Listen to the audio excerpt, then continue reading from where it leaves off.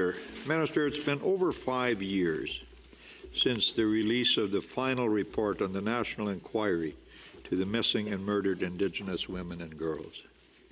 Each year since I became the Leader of the Opposition in the Senate, I have asked your government what progress has been made on bringing justice to the families of these missing and murdered mothers, daughters, and sisters. There has never been an adequate response to any of my questions. These families want to know what happened to their loved ones, Minister, and they deserve answers.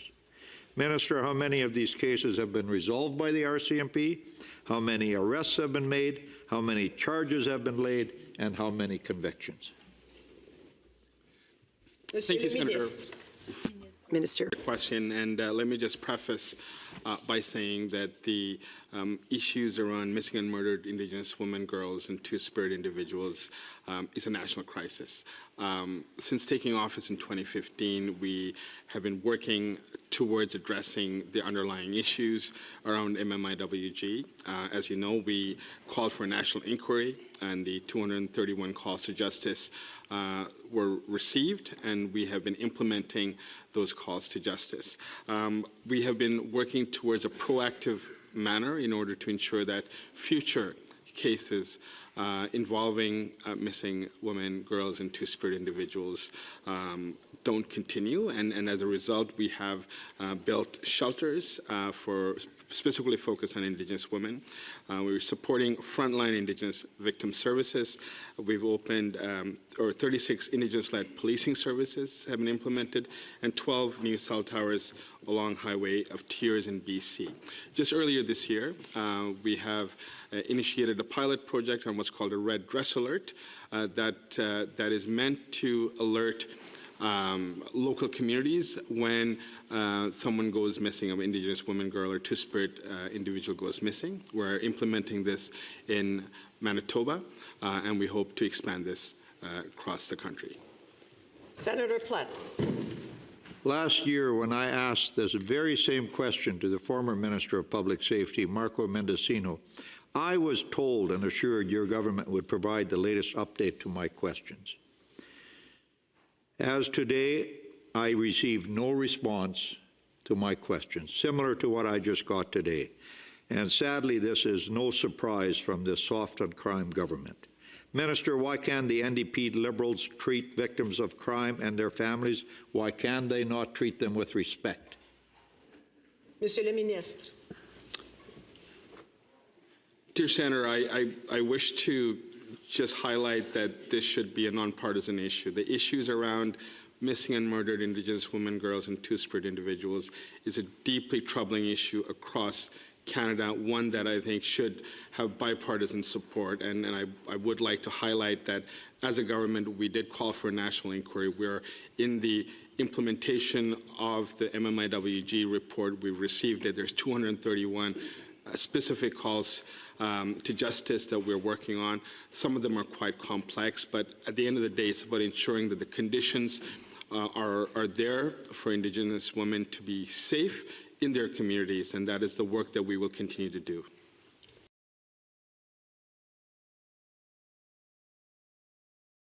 Senator Carignan. Senator Carignan. Thank you, Madam Speaker. Minister, your colleague Randy Boissonneau took on a false Indigenous identity, and his company sought to obtain contracts from your government that were intended for Indigenous-owned companies. Yet the Prime Minister defended him tooth and nail, and Randy Boissonneau is still in the Liberal caucus. Minister, how does it contribute to reconciliation to come to the defense of an Indigenaut to keep him in government long after he should have been kicked out, especially when your leader sacked the first Indigenous Minister of Justice simply because she stood up to him? How do you explain this double standard to the Indigenous people you work with every day? Minister. Merci pour la question. Thank you for the question. Senator.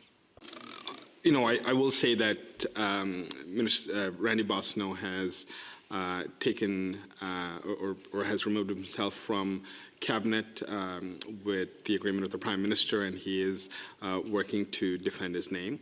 The issues around Indigenous identity is is deeply complex, and I have to say that we as a government have been working to ensure that issues around identity, especially on second-generation cutoff, on issues around sex discrimination within the Indian Act are addressed. At the end of the day, Senator, the issues of identity and recognition of citizenship needs to be at the level of each and every community and nation, and it's not up to the federal government to dictate what that identity looks like. So for us, from a broader sense, the work that we need to do is about ensuring the space is there, and in order for communities to get out of the Indian Act and be able to define who their citizens are, it's really not up to the federal government to do that. Senator Carignan. Senator Carignan. Minister, I'm surprised. Your government is doing nothing to combat fraud in Indigenous public contracts. We saw it earlier this year with the Arrive Can scandal, and we're now seeing it with former Minister Boissonnault. When it's not front companies passing on work to others, is lies about the identity of the owners. Meanwhile, Indigenous peoples are not benefiting from these programs, Minister. As always, when it comes to First Nations, Inuit, and Métis, your government is all talk and no action. Big talker, small doer, as we say from where I'm from. Why are the rules not being applied? Do you find this acceptable, Minister? How are you going to ensure that these programs benefit Indigenous people, not fraudsters? Minister. Thank you, Senator. And I will note that the issues around representation are crucial for us. It's very important for us as a government.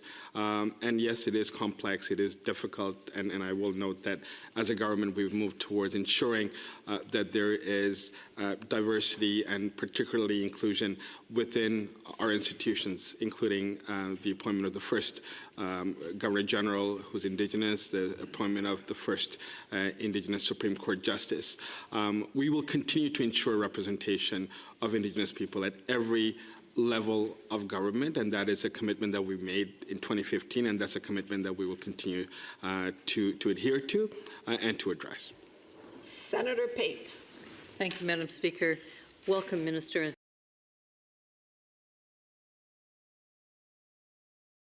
Madam Speaker, and welcome, Minister. Nice to see you again.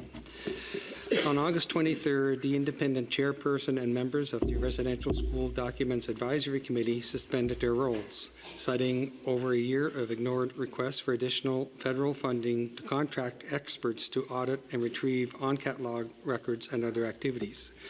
Given your government's stated commitment to releasing potentially millions of documents containing information about the lives and deaths of residential school children, what steps have you and your department taken to ensure the advisory committee receives the necessary funding to resume and complete its mandate? Monsieur le Ministre. Thank you, Senator, and I want to first off appreciate the work of the advisory committee. A lot of work has gone in, and I know some 24 million documents are subject to their work over the last since they were established. Currently, they have the resources until the end of this fiscal year, which is March 31st. Like any programs that we have as a federal government, that is the cycle that we work on. So I can assure this House that we will find resources as these resources expire. So currently, I am very confident in saying that the resources are available until the end of this fiscal year, and this is how, unfortunately, the nature of the way government operates is cyclical, and I am certain that we will have additional resources when the time it comes due. Senator Francis. Minister, it is deeply concerning that the committee lacks the independent Indigenous representation to hold the federal government accountable for its disclosure obligations. So again, will you commit to taking immediate action to ensure it resumes its critical work and provide a transparent public update before year-end? Monsieur le Ministre. Minister, I will undertake to advocate for additional resources in the next fiscal year, but I do want to just confirm that resources are available, and I do encourage the work to continue until March 31st, and my undertaking is to make sure that I advocate for additional funding for next year.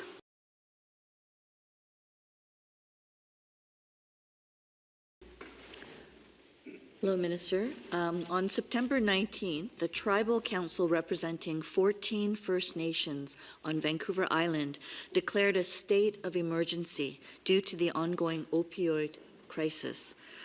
The Tribal Council noted First Nations people make up less than 4% of BC's population, but almost 20% of toxic drug deaths in the province. They also stated, quote, generational trauma and the impacts of the residential school system continue to fracture First Nations communities. The need is great and the barriers are many. The cries of mothers who have lost their children echo through these communities, end of quote. Minister, since September 19th, what specific actions has your government taken to provide meaningful and culturally appropriate help to these BC communities? Monsieur le Ministre. Thank you, Senator. And let me just at the outset say that one of the most difficult conversations I have as I travel across the country, and particularly in British Columbia, is about the opioid crisis, about the drug crisis that we see in community, which is disproportionately impacting particularly First Nations in rural communities. And it is just heartbreaking to see. And just as we speak, I know that's impacting people across the country. In terms of the federal response, we have, and I do note it is outside of my portfolio, but as a whole of government approach, there is specific funding that is available to communities, I think $150 million through Ministry of Mental Health. Yes, just this weekend in Kuujjuaq, I visited a healing lodge where there are beds up to 32 beds for like a full service program to help people with addictions. Across Canada, we know that there's limited spaces that are available, but I am seeing progress in terms of the availability of resources. There's no doubt that we need to continue the work. Senator Martin. Yes, Minister, you're part of a government that has flooded BC communities with dangerous opioids. This disastrous policy has done nothing to reduce overdose deaths, and it is quite alarming, the high numbers. Why do you believe your so-called safe supply of hard drugs is helping First Nations communities in my province? It certainly doesn't. It certainly is not doing that. Monsieur le Ministre. Senator, I have a great deal of respect for you, and I know we work together on a number of issues, but I do want to just take issue with the position that we flooded the province with drugs. I think that is categorically false.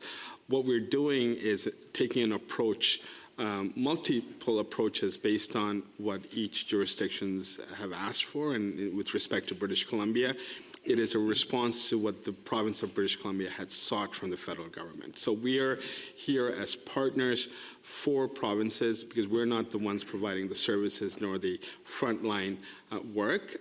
So I do want to just set the record straight, Madam Senator.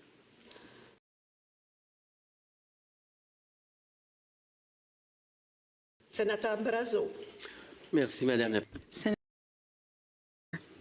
It's you and your department that chooses or decides who's a status Indian in this country and who is not.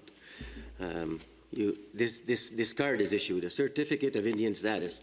Now, we're not supposed to use props in the Senate, but I'm figuring if this is labeled a prop, then we'll have to question the department. But having said this, over the last couple of years, I've been garnishing a list of stores, branches, car dealerships across the country, more particular in Quebec, about stores that do not accept this Indian status card. And so my question is, and I'm speaking on behalf of many Indigenous people in this country because they're ashamed to ask the question, why aren't merchants across the country accepting Indian status card that your department issues to them? Monsieur le Ministre. Thank you, Senator. And it is Department, it's Indigenous Services Canada that I believe issues the cards, not Crown Indigenous Relations. But that's neither here nor there. Look, the federal government should not be in the business of issuing these cards. It is not up to the federal government to recognize who is or is not a citizen of your nation. Unfortunately, the nature of the Indian Act is such where that happens, and that is the way it is structured. And one of the things that we're trying to do, Senator, is to work with nations to get out of the confines of the Indian Act. And we've done that in British Columbia quite successfully this year. As I indicated earlier, this particular S16 was initiated here, and we're going to lead towards, at some point, being able to work with the Haida Nation as well, so that this is no longer a reality. But ultimately, my position is that we need to get out of this business. This is not up to the federal government. This is a deeply colonial and racist form of administration that needs to be transitioned into something that is self-determined by your nations. Senator Brazo. Well, thank you for that. And just so you know, I've been asking the same question to every Indian Affairs Minister since Jean Chrétien, and I can tell you that they have said exactly the same thing that you have said today. And so I'm not looking for a aha moment. I'm not that type of person, but these questions need to be asked. And so why is it that your government continues to fund organizations in Canada that have questionable definitions of their membership? And so we have in this country people with 14th, 16th, 18th generation Indigenous person having access to funding. Why is that when cards are being issued by your department for the real recognized First Nations people? Monsieur le Ministre. Well, the funding that is available is towards Section 35 rights holders, right? Those who are recognized as Section 35 rights holders, and in some cases where they're seeking asserting Section 35 rights. So that is where the funding comes from or goes to. And look, this is not a perfect science, Senator. There are challenges within. I would agree. Right. So what I would tell you is that we're in the process of decolonizing, and it is not going to happen overnight, but it is something that we're deeply committed to.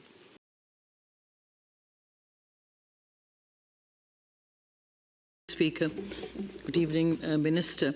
Minister, an answer was recently tabled in the Senate to a written question which looked into the mishandling of sensitive documents all across your government. The response from your department, and here I quote, from January 1st, 2020 to date, 279 physical documents were reported as not handled or stored in the office environment in a manner that meets the requirements of the document's security level. Of these, 102 were classified and 177 were protected. Minister, this was one of the worst records amongst the entire government. How are you ensuring documents in your department are handled properly? Monsieur le Ministre. Thank you, Senator. Thank you for that question. And we are reviewing the processes in order to ensure that documents are handled in a manner that respects the secrecy and the security levels of those documents. Senator Tulajan. Minister, the written answer from your department tabled in the Senate last month also shows that no security clearances were revoked as a result of mishandling sensitive documents. Could you tell us why? Monsieur le Ministre. Senator, I will be able to get back to you on this.